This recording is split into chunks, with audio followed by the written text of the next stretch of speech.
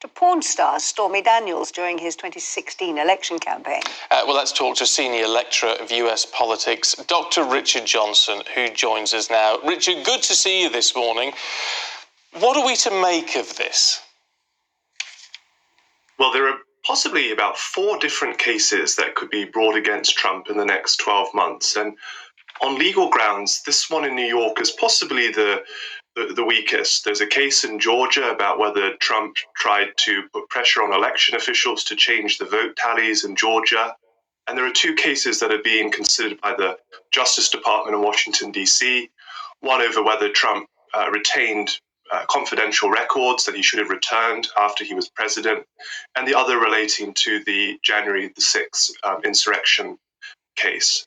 This one is about, in effect, the legal side of it is initially was a federal charge, or a considered federal charge, which was Trump misspending campaign money by allegedly paying this mistress.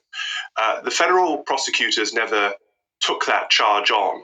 And instead, what's happened is the state government official, the Manhattan District Attorney, has said that there's a state crime here as well, which is misrepresenting business expenses. So in the sense that if Trump thought he was committing a federal crime, then part of that would have been misrepresenting how his money was being reported for tax purposes for the state of New York. And that's what Alvin Bragg, the district attorney, is trying to get Trump on. We think they haven't unsealed the charges, but that's our best guess as to what he's likely to be being taken in for this week. You're an academic. You are a professor of politics in America. Bearing in mind all the news that's coming out at the moment with the Republicans, even people who are going to be running against him for the presidential election, Republicans really saying that this is a terrible thing that is happening to him. It's very un-American.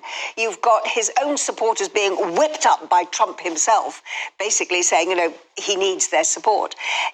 Looking at it from an academic point of view, with your knowledge of US politics, have the Democrats got this totally wrong this time and gone after the wrong man for the wrong reason? If we just are looking at the politics of it, as you say, there's a political story that Trump can tell here about the fact that this is a charge being brought by an elected prosecutor, elected by the residents of Manhattan, who voted nearly 90% for Joe Biden, a grand jury that's composed of 23 residents of Manhattan. It's, Trump might say it's difficult to find 23 New Yorkers who don't have strong feelings about him. And Alvin Bragg, the prosecutor, did stand for office on a pledge of prosecuting Trump. And so that's all part of the process in the US. That happened. It's not like this is unusual. This is how the state prosecution service works in New York State. But certainly the location of where this is coming from enables Trump and his supporters to say that this is a politically motivated action. And that will be what Trump will be leaning on and in explaining himself, in effect, to his supporters. And given the polarized situation in the US, you're going to find people who think that what's happening is fair, and people who aren't, and kind of a neutral due process is going to be very difficult to achieve. I mean, what is problematic, I think, we've spoken over the last couple of days, we've spoken to people who are not Trump supporters, but even they have said, you can't help but view this as a political indictment. Now, if people who are not really pro-Trump are thinking that, then that's a problem, isn't it? Again, it's the optics of. I think legally, this particular case is probably the weakest of the 4 that Trump could be charged with in the next 12 months, and there may be more charges to come. So this could just be the first of a string of indictments against Trump. But the fact that it's this Manhattan district attorney who ran for office saying that he was going to get Trump makes it harder to say. It would be politically an easier case to sell if this was a Republican district attorney, or that the grand jury was in a swing state or a Republican state, and the grand jury decided to vote to indict him. That's not to say that the grand jury in New York is wrong to indict him, but the optics of it make it a harder sell politically. And I'm not surprised that Joe Biden so far has declined to comment on this particular case. Let's say that if he is found guilty, I mean, there will be people who will still say, he has broken the law, therefore he must pay. You cannot have one set of rules just for ordinary people and another set for somebody who wants to be the president of the United States, surely. Right, and that would be the case that's being made, that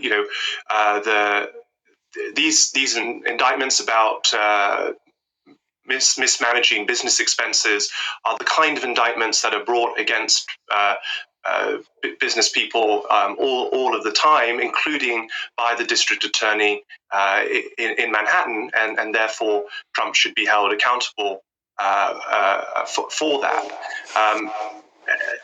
Ultimately, I suppose one kind of question we might ask is, would this district attorney have moved forward with a case about mismanaging business expenses from 2016 if the individual wasn't Donald Trump? The district attorney wants to get re-elected. He has to think about how he's raising his profile as well, and so there's also politics. He's a political actor in it as well. This isn't, again, not to say that the charges are bogus or wrong, but when you have elected prosecutors, these things inevitably become highly politicized. Yeah, it is politics rather than the law, isn't it? It is. Richard, really good to see you this morning. Thank you very much indeed. I mean, that is the idea.